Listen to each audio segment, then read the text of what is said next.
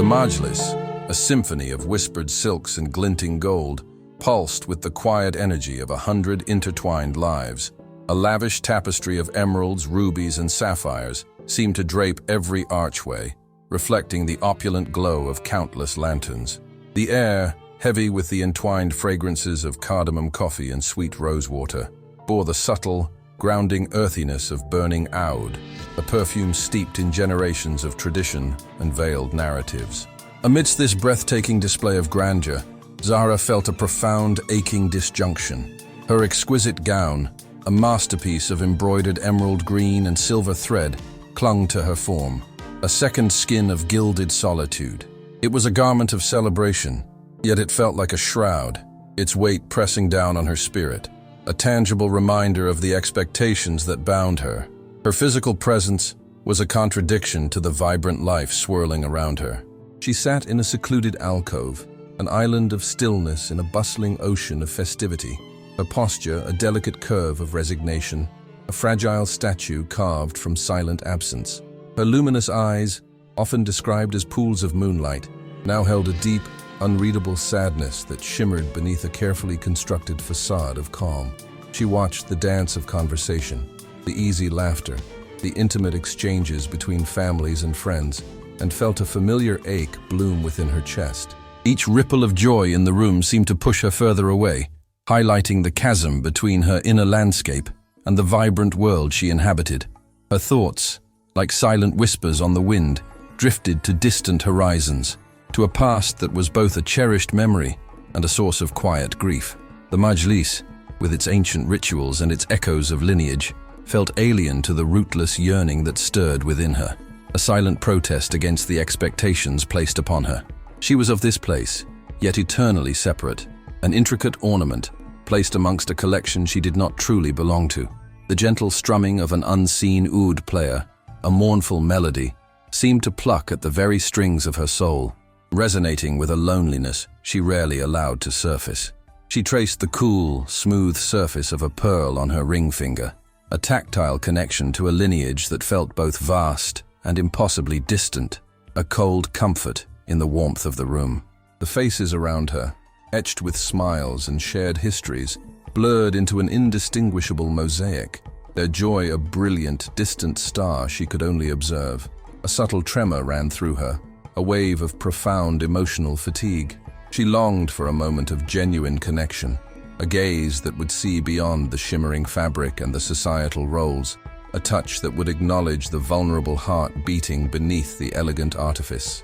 The overwhelming tapestry of warmth and belonging that enveloped the other guests only deepened the chill that settled in her core, a lonely echo in the vast, echoing chambers of her soul.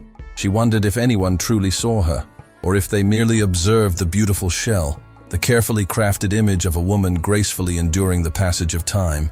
The quiet hum of conversation, once a gentle background, now pressed in on her, a suffocating blanket of sound. Her breath hitched, a silent plea caught in her throat. Just as the exquisite weight of her isolation threatened to consume her entirely, a soft, familiar presence materialized beside her, a warmth against her arm, a gentle anchor in the swirling current of her private despair. Her composure, so meticulously maintained, faltered.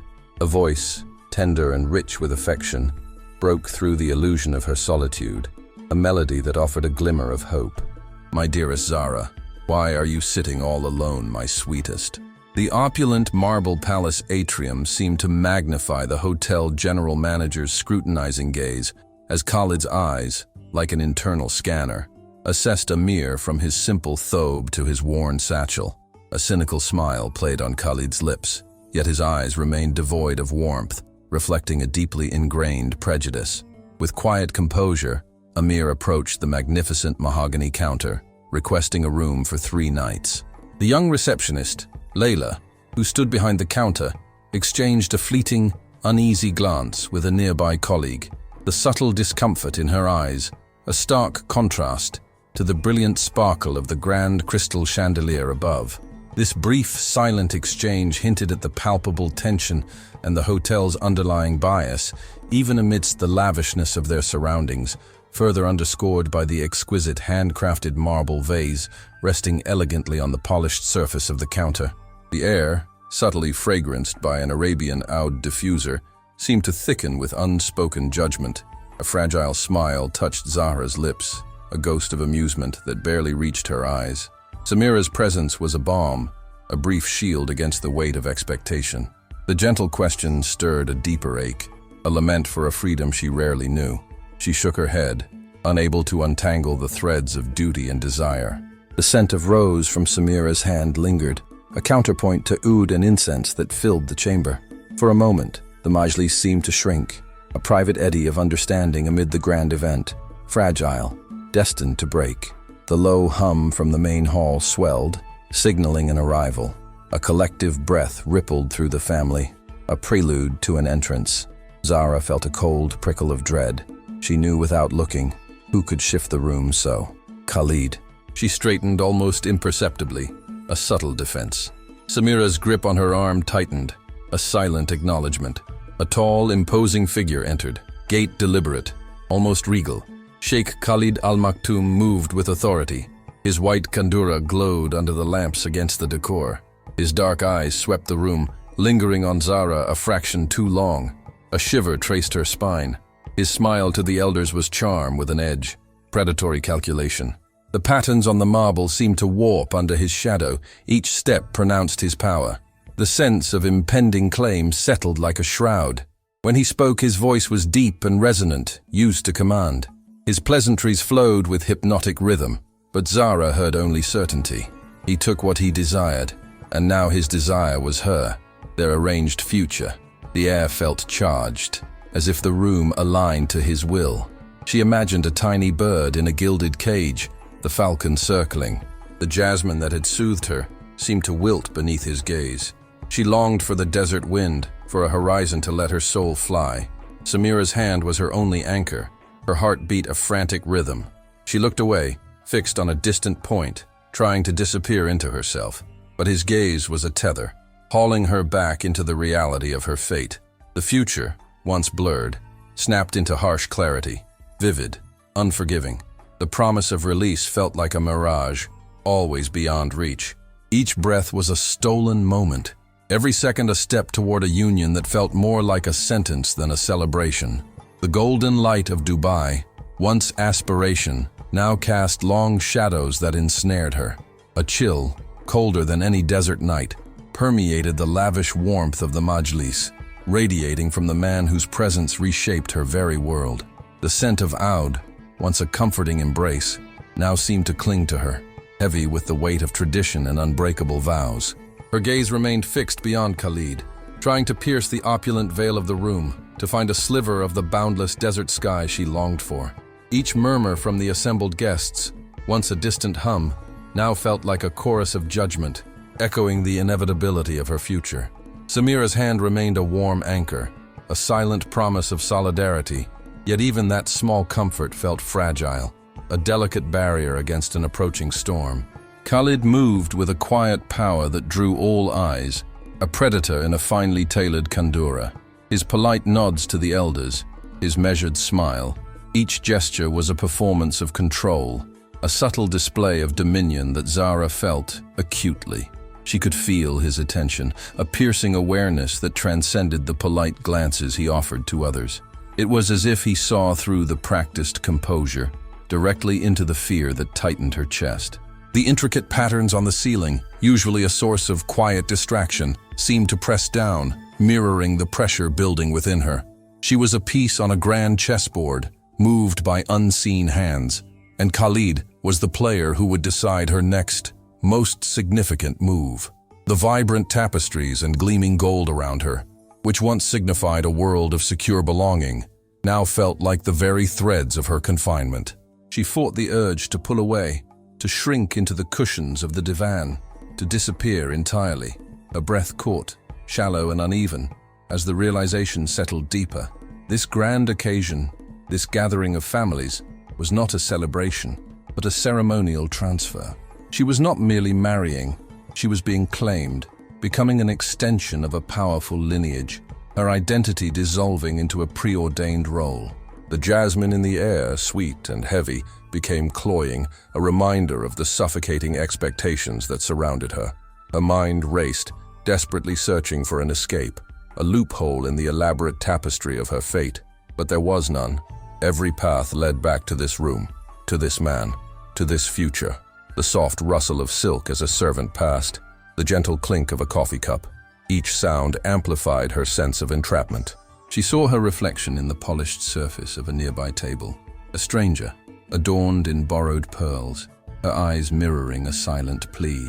The girl who once dreamed of horizons now saw only walls, gilded and magnificent, but walls nonetheless.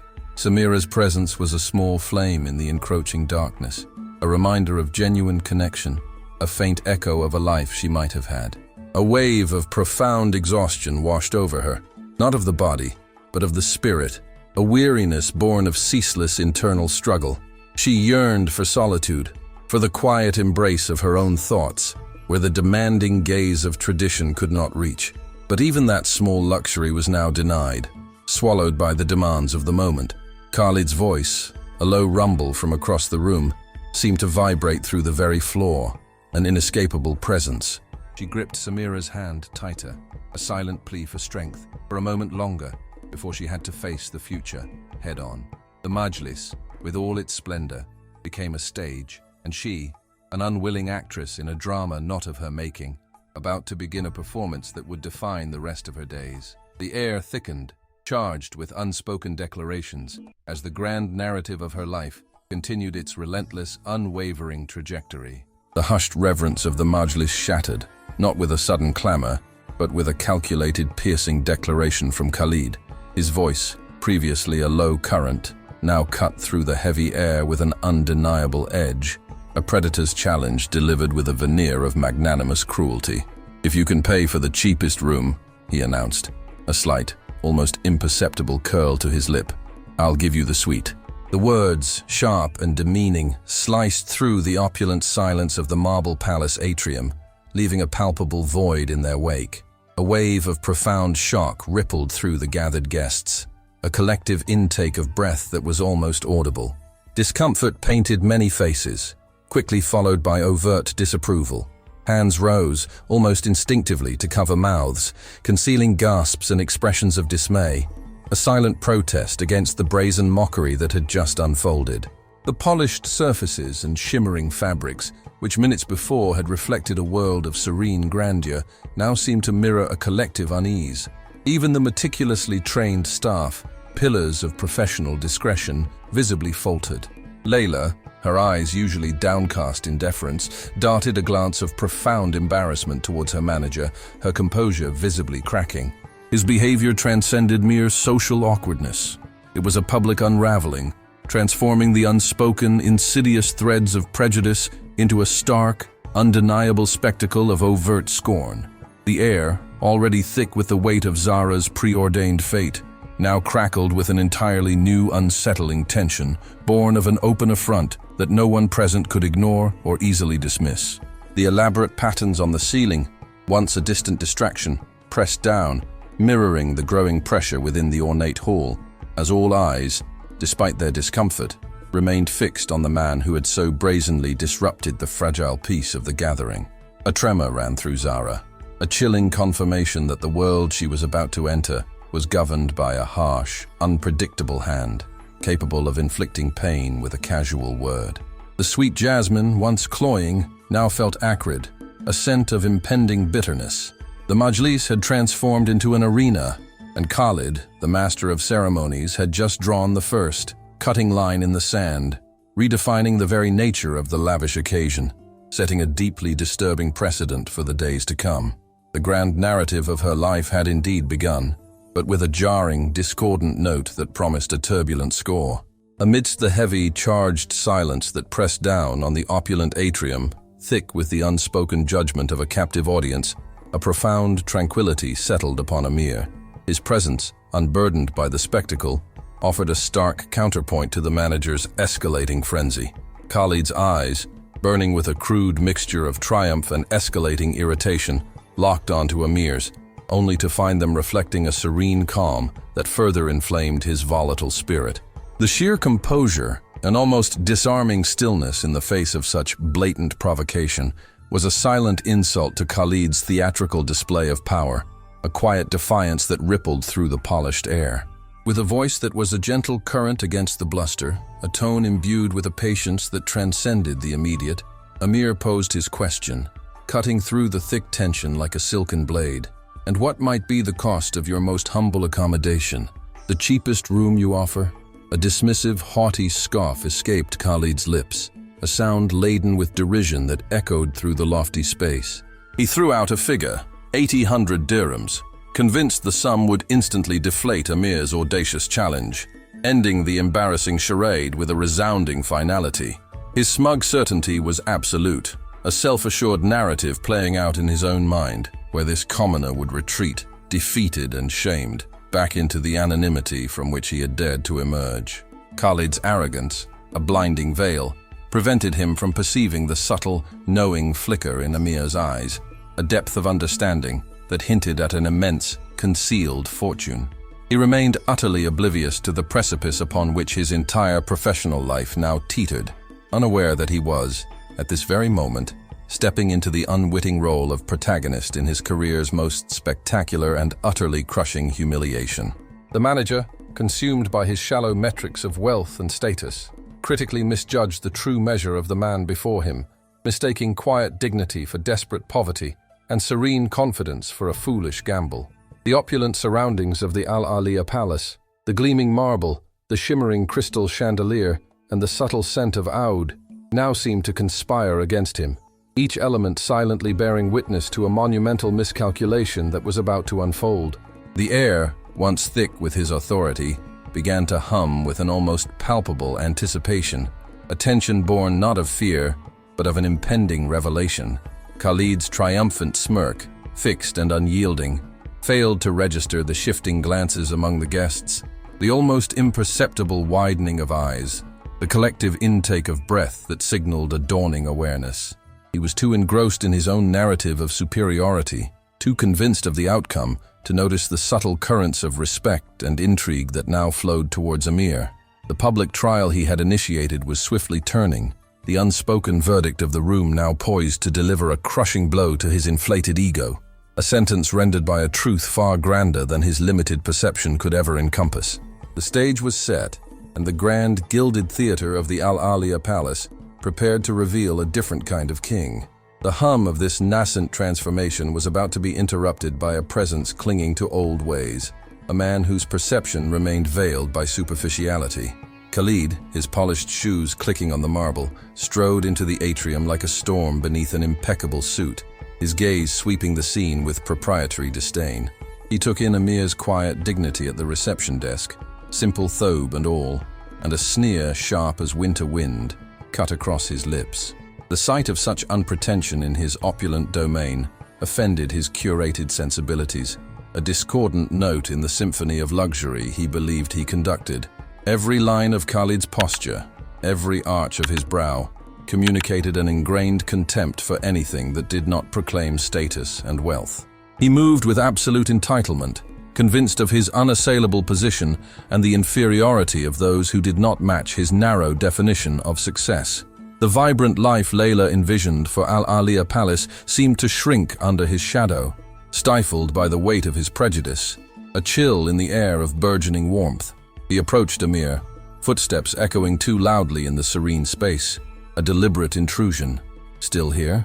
Khalid's voice, outwardly calm, carried biting sarcasm, a dismissive hand as if brushing away dust. "I had hoped our earlier conversation clarified expectations for guests in an establishment of this caliber." He let his gaze linger on Amir's humble attire, a silent barb meant to wound. "Unless, of course, you intend to prove me wrong, to show you possess the means to belong here, beyond idle curiosity." The challenge hung thick with judgment, a gauntlet thrown with sneer rather than fist. Khalid's cold, calculating eyes missed the subtle wisdom flickering in Amir. He saw only what he wished, a man of no consequence, a pawn in his game of status. This was not negotiation, but public humiliation to reaffirm his distorted power. The crystal chandelier above them shimmered, reflecting the harsh light of judgment Khalid cast, blinding him to any true radiance beneath simple cloth. Amir remained unperturbed, demeanor steady as the desert. A faint, almost imperceptible smile touched his lips, knowing, misread by Khalid, as capitulation. "If that is what it takes, manager," Amir replied, his voice a quiet ripple against the bluster, carrying a depth lost on Khalid. "A demonstration of means, as you put it." He met the condescending stare with an unwavering gaze that held a universe of understanding and serene acceptance of the test. "Consider the challenge accepted." The words were soft but unyielding, briefly deflating Khalid's puffed chest before he recovered, dismissing it as stubbornness, already savoring the pleasure of public vindication. He could not fathom the man before him, mistaking quiet confidence for foolish pride. For Khalid, this was spectacle, an opportunity to enforce the social order he guarded. He saw only surface, unable to pierce the veil Amir maintained. The air, faint with Arabian oud, felt charged with unspoken tension, a prelude to the unveiling to come, a reckoning for those who judged by skin, not soul. Khalid's smirk widened, cruel with anticipation, oblivious to the precipice upon which his world teetered. So certain of the outcome, he failed to notice the shift in attention of a few onlookers, their glances fixed on Amir, hinting at a deeper narrative about to unfold. The stage was set, the unwitting antagonist confident in his script, the protagonist calm and resolute, holding the true ending in the quiet strength of his heart. This unraveling would expose Khalid's hubris and the hotel's values, forcing a recalibration of what defined worth in this glittering city. Light from the high atrium windows now felt like a spotlight, intensifying the drama between them. The opulent lobby seemed to hold its breath. A quiet ripple moved through the hushed expanse of the Al Aliyah Palace lobby, an almost imperceptible tremor that preceded a shift in focus. Amir, still standing before the grand reception, made a subtle, unhurried gesture, his hand moving to the simple leather satchel he carried, its worn texture a stark contrast to the polished surfaces surrounding them. Khalid, consumed by his own self-assured narrative, dismissed the movement with a flicker of his eyes, assuming it a nervous fidget, another sign of the man's unworthiness. He leaned slightly forward, his body language a silent pronouncement of impending triumph, a cruel anticipation etched around his mouth.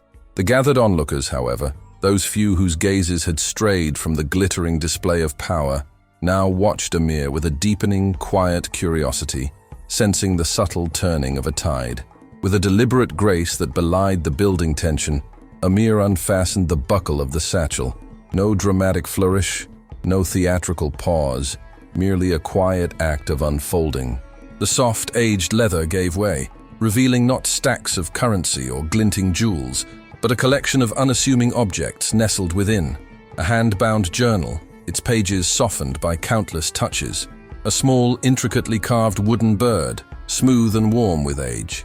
A faded, handwritten letter, and a few simple, polished stones, each imbued with an untold story. The contents spoke not of inherited wealth or ostentatious display, but of a different kind of richness, one gathered from experience and imbued with genuine meaning. A collective breath seemed to catch in the opulent space, as if the very air rearranged itself to acknowledge this quiet, profound unveiling. Khalid's initial smirk faltered, replaced by a flicker of confusion, then a tight line of disdain. He had expected a grand, desperate show, a clumsy attempt to mimic the financial power he embodied. This quiet revelation was disarming, almost insulting in its simplicity, entirely outside his framework of understanding. He saw only worthless trinkets, unable to comprehend the immeasurable value radiating from these humble possessions. Yet the focused attention of the growing crowd, their murmurs now hushed whispers of intrigue, began to prickle at his carefully constructed composure. The spotlight, once his domain, now undeniably shifted, illuminating the quiet dignity of Amir and the unexpected treasures he held. The lobby, usually a stage for Khalid's displays, transformed into a space of genuine inquiry. Faces that had been passive now tilted with open interest, their eyes tracking the subtle movements of Amir's hands as he gently held each item. The wooden bird, so unassuming, seemed to sing a silent melody of patience and freedom. The worn journal, a testament to thoughts carefully recorded, hinted at a depth of reflection Khalid could never fathom. The handwritten letter, its script delicate and aged, spoke of enduring connection, a warmth far removed from the cold calculations of market values. Each piece, held aloft for a moment, resonated with a truth that transcended the superficial gleam of gold and marble. A palpable sense of respect began to grow, an understanding that whispered through the assembled company, weaving itself into the very fabric of the hotel's atmosphere. Khalid watched, his jaw tightening, the smugness evaporating, replaced by a dawning unease as the very foundations of his perceived superiority began to tremble. The silence in the atrium deepened, pregnant with the weight of revelation, as the true measure of a man was about to be laid bare. The collective gaze, once scattered and indifferent, coalesced into a focused intensity, drawn not by show, but by an unspoken resonance from Amir. The objects in his hands became conduits, each whisper of history, reaching into the opulent space, challenging the value Khalid so fiercely defended. Khalid, his face a mask of barely contained fury, felt the threads of his authority fraying. The crowd's shifting attention was a tangible weight, the tilt of heads, the widening of eyes, the collective breath that acknowledged something profound unfolding. He had expected bluster, a desperate plea, anything but this quiet, compelling dignity that undermined his worldview. The marble floors, reflecting the light, seemed to mock his rigid perceptions. Amir, oblivious to Khalid's agitation, lifted the worn journal, its cover soft with the oils of countless hands. He spoke, voice low but clear, filling the atrium with a narrative not of ledgers or gains, but of journeys, insights, and wisdom gleaned from observation. He recounted moments in forgotten villages, the resilience of people living simply yet richly, their knowledge etched into the land. His words were not grand pronouncements, but gentle invitations, deserts traversed, mountains scaled, the silent language of stars, a tapestry of experiences richer than any material hoard. Each anecdote added depth to a portrait of a life lived intentionally, where every sunrise taught and every sunset offered repose. The air around him thinned, letting those gathered breathe the expansive freedom of his spirit, a stark contrast to the stifling confines of Khalid's material obsession. His narrative wove a spell, captivating an audience used to superficial display. They listened, rapt, as Amir described the desert wind's silent power, ancient wisdom whispered by dunes, and bonds formed under the vast sky. He spoke of the carved wooden bird, not as a trinket, but as a gift from a revered elder, a symbol of freedom and perspective. He held the faded letter aloft, its delicate script speaking of a mother's enduring love, a bond beyond any currency Khalid knew. The polished stones, fragments of earth bearing millennia, collected from sacred sites, embodying patience and strength.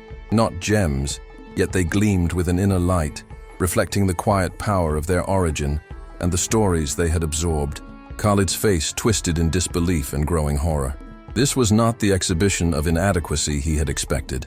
It was an unveiling of wealth he could not comprehend, a spiritual and intellectual fortune dwarfing his material empire.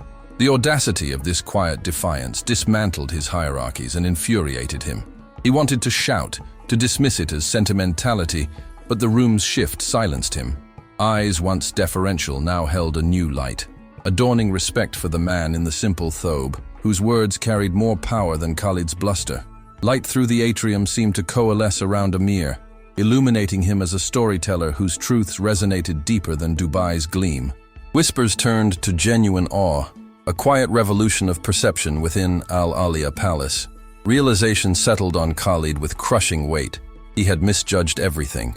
He had seen poverty where there was abundance, weakness where there was strength, foolishness where wisdom resided. The bet meant to expose Amir's lack now exposed Khalid's deficit, a poverty of spirit, blindness to genuine value. The palace's craftsmanship, glittering fixtures, rich tapestries, symbols of his power, felt hollow, devoid of the essence Amir embodied. His tailored suit seemed a costume, a facade barely concealing turmoil. The air thickened with the shift, a collective re-evaluation of worth. Khalid was no longer triumphant gatekeeper, but an unwilling witness to his own diminishing stature. The final polished stone in Amir's palm seemed to pulse with an ancient, undeniable truth, a testament to true substance over fleeting appearance. The moment hung suspended, a quiet thunderclap of revelation poised to reshape perceptions and destinies. The collective exhalation after the thunderous applause left an indelible mark on the marble palace atrium, an echoing testament to integrity revealed. A lightness filled the air, a contrast to the stifling pretense that had dominated the opulent space. Layla, still reeling from the unexpected elevation, watched Amir, Rashid and Tariq recede, their strides carrying the promise of a future forged in worth. The 800 dirhams, a tangible commitment to staff development, lay on the polished mahogany counter, a small but potent symbol of Amir's transformative vision. The Dubai skyline beyond the windows no longer mocked with unreachable grandeur, but shimmered with a recalibrated dream, reflecting a wealth deeper than accumulation. A thrill laced with responsibility coursed through Layla. She felt colleagues' eyes, awestruck, relieved, perhaps apprehensive about the uncharted ahead. This was not merely a promotion. It affirmed a belief she had nurtured, the dignity of every guest, regardless of outward presentation. Her first act as temporary manager was to meet those gazes with a steady, reassuring smile, a silent promise to uphold the compassionate ethos Amir embodied. The hotel, once a stage for superficiality, felt alive, its pulse quickening with purpose.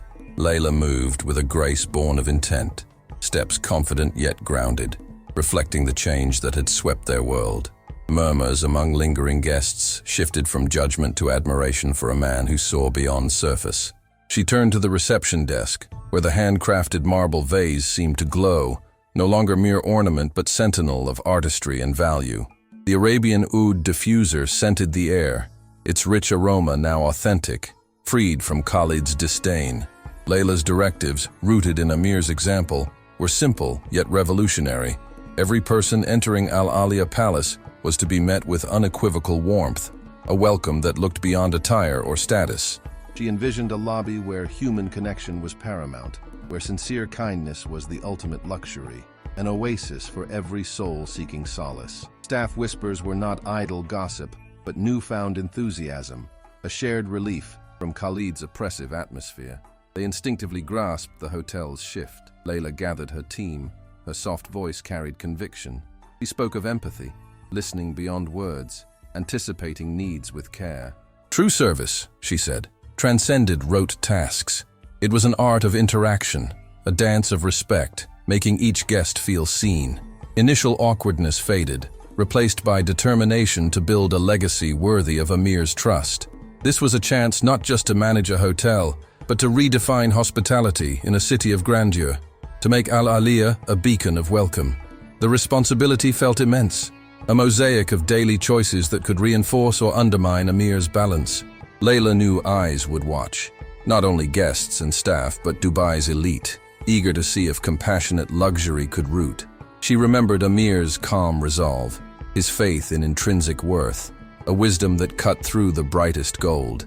His example was her compass through the labyrinth of expectation. The hotel became a mirror of evolving values, teaching to look beyond glittering surfaces, to appreciate the substance beneath. Each polished marble column and carving hummed with this new energy, a testament to genuine character. As the day unfolded, small acts of warmth rippled through the atrium. A bellman, once hurried, paused to offer directions with unfeigned kindness. A concierge engaged a family about their desert safari, sharing recommendations with heartfelt enthusiasm. These subtle shifts spoke louder than any policy. Layla moved through the spaces, observing and encouraging, her presence a gentle but firm reminder of the new path. The weight of leadership, while heavy, was exhilarating, fueled by conviction that she was nurturing a culture, cultivating an oasis of humanity within Al Alia's embrace. The setting sun cast long golden shadows across the marble, painting the atrium in hues of ending and beginning, a promise that true riches lay within steadfast hearts and the wisdom to see beyond appearance. The journey, she knew, had just begun. A deep, abiding peace settled within her, a quiet strength ready for the challenges ahead, anchored in immutable truth. The deep peace in Layla, a quiet strength anchored in truth, was a fragile dawn, soon to meet the day's sharper edges. Morning light spilled into the atrium, painting promises on marble, while the weight of responsibility, embraced with conviction, gathered its own texture. The hum of renewed purpose among the staff comforted her, but masked the subtle workings of an institution still recalibrating after years of superficial management. Layla left the vibrant public spaces for the solitude of her new office, where air still carried the scent of old paperwork and ambition. Here, compassionate leadership would meet the precise demands of the hotel's administrative heart, where numbers and clauses held sway. Her first hours were given to learning the operational framework. Stacks of files, some neat, others haphazard, awaited scrutiny. Contracts, invoices, procurement orders, and historical records. These ordinary documents were threads in the hotel's complex tapestry. She sifted through them with methodical grace, focused on understanding every facet of Al-Alia to ensure its foundation matched its new ethos. The clink of a pen and the rustle of pages formed a quiet rhythm of diligence, a counterpoint to the grand narratives of the previous day. As she dug deeper, unease stirred. Not every page was straightforward. Among routine figures, faint discrepancies appeared, then clearer anomalies, small deviations that might be dismissed alone, but together whispered of something more. Her brow furrowed, the clarity she sought blurring into entanglement. She found unusual payment schedules, contracts with vague clauses, and expenditures disproportionate to their stated purpose. These were not Khalid's public failings, but the insidious residue of past machinations, woven into the hotel's financial and legal scaffold. The tension was not loud, but a slow creep, like desert sands shifting to reveal forgotten structures. Each minor discovery added a layer to the puzzle she was unwillingly assembling. Her initial peace, not shattered, receded, replaced by the alertness of a leader confronting a hidden battleground. Elegant scripts on older documents, once mere stylistic details, now seemed cryptic, concealing intentions she struggled to decipher. Layla realized Khalid's legacy was more than Amir had exposed. It was a pervasive network of administrative irregularities serving undisclosed purposes. The walls of her office, once a sanctuary, felt like a labyrinth where ordinary pages could hold unforeseen challenges, threatening the integrity she strove to build. Her quiet strength was now required not for spectacle, but for a meticulous investigation into the hotel's shadowed past. The journey, far from over, had taken an unexpected, complex turn into the veiled history embedded in Al-Alia's foundations. The labyrinth of paperwork stretched before Layla, each document a whispered secret from Al-Alia's past, weaving a narrative far more intricate than she had anticipated. The sun, climbing higher, still painted the office walls, but its warmth now felt distant, almost accusatory, as the weight of obscured truths pressed in. It was an odd moniker, incongruous with the opulent world of five-star luxury, yet it surfaced repeatedly in the periphery of the more convoluted financial entries, a phantom signature on transactions that seemed to defy explanation. This enigmatic figure, described with a mixture of awe and apprehension, seemed to be a silent, powerful force within Dubai's elite circles, a master of subtle influence whose true worth, like Amir's, was not immediately apparent. Layla's gaze drifted to a faded, barely legible memo tucked within an old procurement file. It hinted at a significant undisclosed stake in a series of high-value agricultural ventures, all funneled through shell corporations. The paper rustled softly, a dry whisper of deep-rooted intrigue. This was no ordinary farmer.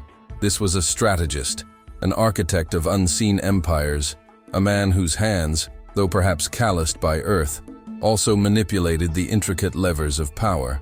The more she unraveled, the more a singular event began to dominate the fragmented financial calendar: the annual Golden Sands Stud Farm charity auction. This was not merely a social event, but a clandestine arena where fortunes shifted, alliances were forged, and reputations quietly built or shattered. The auction, a glittering display of Arabian horses, masked a deeper exchange, a veiled market for influence and control, with millions exchanging hands not just for majestic animals, but for stakes in projects, for silent partnerships, for unspoken favors. It was a nexus, she realized, for the very irregularities she was uncovering. The realization settled with a cold clarity. Khalid's legacy extended far beyond the hotel's walls, his manipulations reaching into the hidden corners of Dubai's commercial landscape, entangled with this mysterious farmer and the upcoming auction. Layla sensed an invisible web, its strands connecting the hotel's past financial transgressions to a broader network of power. Her quiet strength, once focused on the internal moral compass of Al-Aliyah, now had to expand, to grapple with external forces whose true scale remained shrouded. The elegant script on the documents, once merely cryptic, now felt like a coded map, leading to a confrontation far larger than she had envisioned. A confrontation that would unfold not in hushed offices, but under the brilliant, scrutinizing lights of public spectacle, where millions would be at stake, and where the true measure of worth would once again be tested. She understood, with a certainty that thrummed through her veins, that the hotel's integrity, indeed its very soul, would be on the block, waiting to be claimed.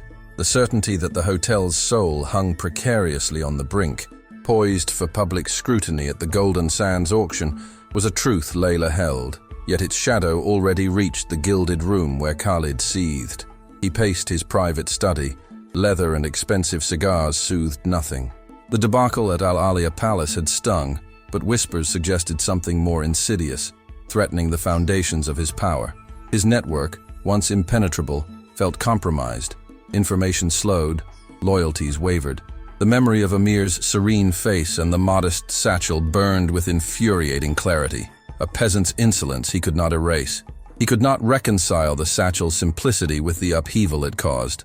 That genuine worth could command respect outside opulence was anathema, a heresy that exposed a weakness in his perceptions. He had trusted the tangible authority of wealth. Amir had offered an intangible truth that bypassed his defenses, leaving him exposed in ways he could not name. He crushed a half-smoked cigar in an ornate ashtray. The ceramic cracked under his force. The Golden Sands Stud Farm charity auction, once a calendar item, now felt like a battlefield. He had seen it as another display of affluence, a chance to cement his standing. But Layla's probing, the veiled mentions of the farmer and odd agricultural ventures, hinted at a deeper game. Paranoia crept in. The ground beneath him was shifting, manipulated by forces he could not discern. The thought of losing control, a carefully built empire crumbling, sent terror through him, quickly masked by indignation. This was not only about money, it was about legacy and the family name. He would not allow some obscure farmer or a newly emboldened hotel manager to dismantle his ancestors' work. The shame of capitulation would be unbearable. He stopped pacing and stared at a framed photograph of his late father. The stern gaze seemed to bore into him, demanding swift, decisive action. Al Maktoum whispered like an unshakable burden. Enemies, seen and unseen, closed in. The pressure he usually thrived on felt crushing. Cunning would not suffice. He needed brute force, an undeniable show of power to reassert dominance and quash the brewing rebellion. His hand moved to the polished mahogany desk and rested on the encrypted satellite phone he reserved for critical matters. The name Zayed formed on his lips, a word synonymous with unyielding influence and shadowed operations. This was not a plea but a strategic activation, summoning a force greater than his own to bend the auction, and his world, to his will. The phone was cold and heavy, a promise of ruthless recalculation that would shift the ground beneath Dubai's towers. He knew the cost. For Khalid, preserving his empire and his name was beyond price. The chill emanating from the encrypted phone was a foretaste of the shadows Zayed commanded, a coldness that seeped into Khalid's very bones even as his fingers dialed the forbidden sequence. Each digit pressed was a silent tremor, a concession to a power he preferred to wield himself, not borrow. The air in his study, usually thick with the scent of his own dominance, now felt charged with a different, more ominous energy, an invisible network tightening its grip even before the connection was made. He waited, breath held, for the click that would bridge his crumbling world with Zayed's impenetrable one, a bridge constructed of desperation and a willingness to pay any price. The silence on the line stretched, a heavy, deliberate pause that magnified the stakes, making every second feel like an hour carved from his dwindling control. This was not merely a business transaction. It was a pact with a force that moved beyond conventional morality, a force that left indelible marks. Then, a voice, low and devoid of inflection, a sound that carried the weight of countless unseen dealings. Zayed. There was no greeting, no pleasantry, only a blunt, chilling efficiency that cut through Khalid's bravado. The terms were laid out with surgical precision, a few concise sentences that delineated the exorbitant cost, the absolute surrender of certain future leverage, and the unspoken acknowledgement that once Zayed was involved, there was no turning back. Khalid listened, his jaw tightening, the initial flicker of relief quickly extinguished by the cold, hard reality of the bargain. He had expected a steep price, but the sheer breadth of Zayed's demands, the casual dismantling of carefully built contingencies, sent a jolt of genuine fear through him. This was not just about the auction. It was about the restructuring of his very influence, a recalibration of his standing in a city that valued power above all else. The study, once a sanctuary of his authority, seemed to mock him, its opulent silence amplifying the hollow echo of his eroding control. He stared at the framed photograph of his father, the stern gaze now feeling less like an inspiration and more like a judgment. He had sought a solution, a restoration of his empire, but Zayed's confirmation felt less like rescue and more like a carefully controlled implosion, leaving him vulnerable in new, unexpected ways. The magnitude of what he had unleashed began to settle, a suffocating weight that pressed down on his chest. This was not the simple reassertion of dominance he had envisioned. This was an irreversible course, a descent into a labyrinth where Zayed held all the maps, and Khalid was merely a pawn, albeit an expensive one. The phone, still cold in his hand, now felt less like a promise and more like a brand, marking him indelibly. A tremor, barely perceptible, ran through his frame. His empire was saved, perhaps, but at what cost to his soul? The coming days would reveal a reckoning far beyond mere financial loss. The arrival of Sheikh Rashid altered the charged atmosphere. His white thobe and gold-trimmed keffiyeh commanded attention, drawing eyes from the bewildered Khalid and the quietly observing Amir. Khalid, still reeling from the bank statement, felt dread as Rashid's gaze, used to influence, swept the atrium. A flicker of recognition lit Rashid's face when he saw Amir, who returned a serene nod. Amir's simple thobe and Rashid's regalia, yet their mutual respect deepened Khalid's unease. Murmurs fell into reverent silence, sensing a figure of real importance shifting from observer to participant. Khalid's grip tightened on the counter. The mahogany felt slick with his sweat as Rashid approached, each deliberate step amplifying his loss of control. The marble patterns seemed to swirl, mirroring the chaos in his ordered world. He tried to conceal panic with deference, but trembling hands betrayed him, a visceral response to the unwelcome intrusion of another powerful presence. The air thickened with unspoken consequence, a prelude to a revelation that promised to dismantle his authority piece by painful piece. Rashid's presence felt like judgment, the disapproving glances confirming Khalid's deepest fear. His illusion of superiority would shatter publicly. The silence pressed on Khalid like an invisible hand. Rashid extended a hand. His warm smile spoke of long camaraderie, contrasting with Khalid's forced pleasantries. "Amir, my friend, what a pleasure. I was just discussing the auction. The elite Arabian entries are exceptional this year, especially that mare from the Al-Hamra line." His words confirmed Amir's ties to the auction and elite equestrian circles. Khalid watched, frozen, as Rashid's ease with Amir undermined every sneer and challenge. Whispers intensified with astonishment as Khalid's misjudgment became clear. Rashid turned to Khalid. Warmth vanished, replaced by stern scrutiny that made him flinch. "General Manager," Rashid said coldly, "I hope Sheikh Amir was afforded the utmost respect. I happened to overhear unbecoming remarks. Is it true you wagered with Sheikh Amir about his stay?" The question hung, a public accusation that pierced Khalid's defenses. Khalid's face drained as his facade cracked. He stammered with a dry throat. Rashid's narrowed eyes held controlled anger. To challenge a man of Sheikh Amir's standing, revered in our agricultural and equestrian circles, who cultivates our land and its creatures, is an insult to him and to our traditions of hospitality and respect. Each word struck precisely, dismantling Khalid's dignity and exposing his prejudice. The atrium fell silent except for the faint hum of the oud diffuser. It sent a reminder of a culture Khalid had disregarded. Layla, urgent and empathetic, seized a moment.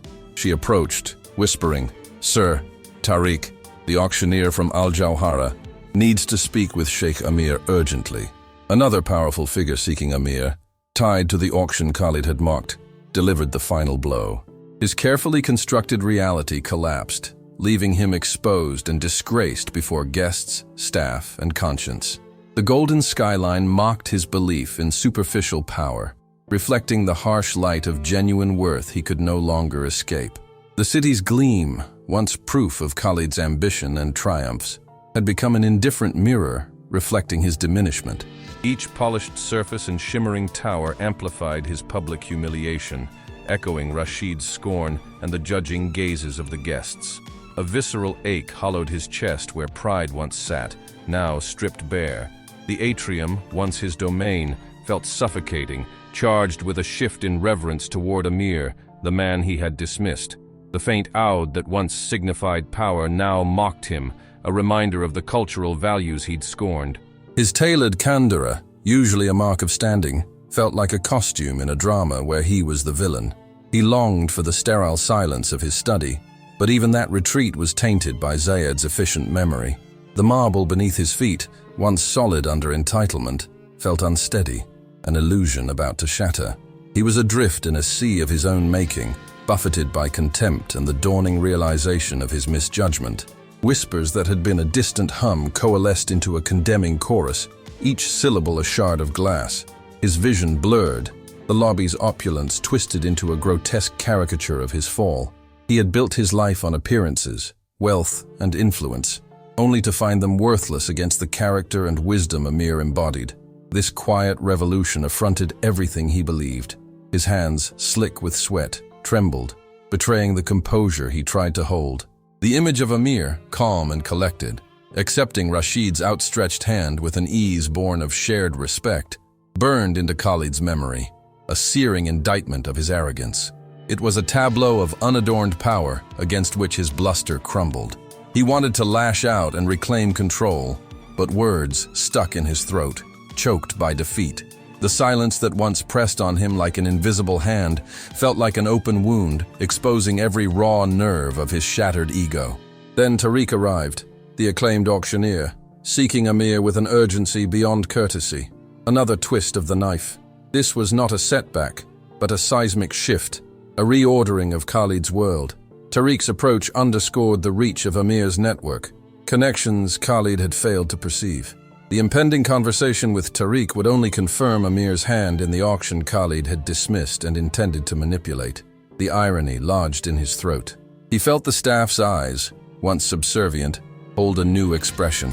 Pity, perhaps quiet triumph. The foundation of his identity, absolute control, had evaporated, leaving him hollow and vulnerable. A king without a kingdom, a merchant with counterfeit goods.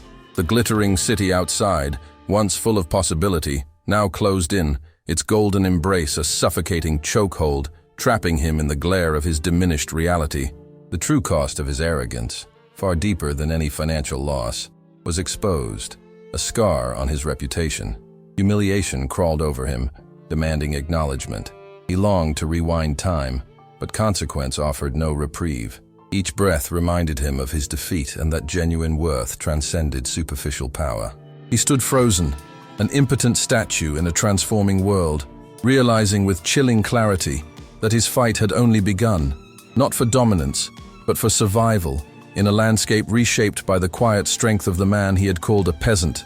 The fight for survival, for a semblance of identity, for a ghost of the man he once believed himself to be, began not in the sterile silence of his study, but under the unforgiving gaze of the atrium, as Tariq, the acclaimed auctioneer, finally reached Amir. The arrival, anticipated by Layla and observed with a rising dread by Khalid, unfolded with a quiet gravity that amplified Khalid's mounting distress. Tariq's posture, usually imbued with the confident authority of his profession, softened into an almost deferential bow as he greeted Amir, a genuine warmth emanating from him that underscored the depth of their connection. His smile was not the practiced politeness Khalid offered, but a sincere expression of esteem, drawing a sharp contrast to the contempt Khalid had so recently displayed. This unfolding tableau was another twist of the knife, deepening the wound in Khalid's already shattered pride. Tariq, his voice a low, respectful timbre, wasted no time on frivolous pleasantries with Amir. "Sheikh Amir," Tariq began, his eyes gleaming with professional admiration. We have already received truly significant early offers for the elite Arabian horses. Some of the lots, especially the Alhambra lineage mare, have proposals already in the millions. Due to your substantial influence and long-standing commitment to our events, we wish to give you preference, allowing you the first refusal on several exceptional early bids. The words, softly spoken, reverberated through the grand space, each syllable a hammer blow against Khalid's unraveling reality. Millions. The sheer scale of Amir's financial reach, effortlessly confirmed by Tariq, was a revelation that stripped Khalid of his last vestiges of composure. A visceral wave of disbelief, mingled with a crushing sense of his own profound inadequacy, washed over Khalid. The air felt thin, his lungs struggling to draw breath amidst the opulent surroundings that now seemed to mock him. His legs gave way, not in a dramatic collapse, but in a shuddering descent onto the nearest vacant chair, the sudden weight of his body landing with a soft thud that went unnoticed by the captivated audience now focused on Amir. He sat, utterly overwhelmed, his vision blurring at the edges, as the enormity of Amir's wealth, quietly yet powerfully asserted, enveloped him. The peasant he had so casually dismissed was not merely a man of intrinsic worth, but a titan whose investments moved markets, whose patronage commanded deference in the highest echelons of Dubai's elite. Amir, with a gentle, almost imperceptible smile, turned his serene gaze toward Khalid. His eyes held no malice, only a quiet, knowing glint that seemed to penetrate Khalid's very soul. "I am still resolving some accommodation details, it seems," Amir murmured, his voice a soft ripple in the charged silence, a subtle, elegant barb referencing their audacious wager. The implication hung in the air, a devastatingly polite reminder of Khalid's monumental misjudgment. Tariq, catching the nuanced exchange and the unspoken context, let out an incredulous, almost joyful laugh, a sound that pierced Khalid's ears like a shard of glass. "Your accommodation details, Sheikh Amir," Tariq exclaimed, shaking his head in amused disbelief. "Indeed, General Manager," he added, turning briefly to Khalid, his tone now edged with a definitive, almost dismissive finality. "Sheikh Amir is one of our biggest clients. He makes significant investments in our events year after year." The words, a final, unassailable confirmation, solidified Amir's unassailable position, leaving Khalid suspended in a deepening chasm of public disgrace, his fight for survival suddenly stark and undeniable. The silence in the atrium, no longer heavy with his ego, now pulsed with the quiet, undeniable power of a world irrevocably reshaped. The marble floor, once a stage for his grandeur, now felt like an execution block, awaiting the final blow. Tariq, turning from Amir with a slight bow, addressed the guests. His voice, usually booming like an auctioneer, softened with respect. "Ladies and gentlemen," he began, eyes sweeping the silent crowd. "Before we proceed to the Al Aliyah Palace's annual charity auction at Golden Sands, there is a clarification that must be made. One that touches the very heart of this establishment and the man who has redefined its spirit." Each word hung like a bell tolling Khalid's end. Tariq paused, then gestured toward Amir, whose calm presence absorbed the light. "It is with immense honor that I announce the true owner of the Al Aliyah Palace Hotel, the visionary behind its renaissance, and the man whose unwavering commitment to genuine worth has guided its every stone and every soul, Sheikh Amir Alhambra." A collective gasp rippled through the lobby, shattering the last vestiges of Khalid's composure. The name Alhambra resonated with ancient power, a lineage deeper and more revered than his own, linking Amir to the very fabric of Dubai's history. Khalid's eyes, wide with a horror beyond fear, flicked from Tariq to Amir, then to Rashid, whose stern gaze held a chilling triumph. The marble pillars seemed to lean in. The golden calligraphy mocked his ignorance, each pattern twisting into a silent, derisive smile. Nausea rose in his throat, the metallic tang of fear turning to bile. The peasant he had scorned was not merely wealthy, but the sovereign of the ground beneath him, the architect of the stage where Khalid's downfall was being performed. The revelation crushed the brittle shards of his arrogance. Color drained from his face, leaving an ashen mask. The crowd's buzz faded into a distant hum as his mind, unable to process the magnitude of the truth, sought refuge in numbness. His tailored kandura, once a symbol of authority, felt heavy and suffocating. A costume in a play where he was no longer the lead but a disgraced extra. The opulent lobby he had claimed as kingdom became a gilded cage. He, its most pathetic prisoner, exposed for blind hubris.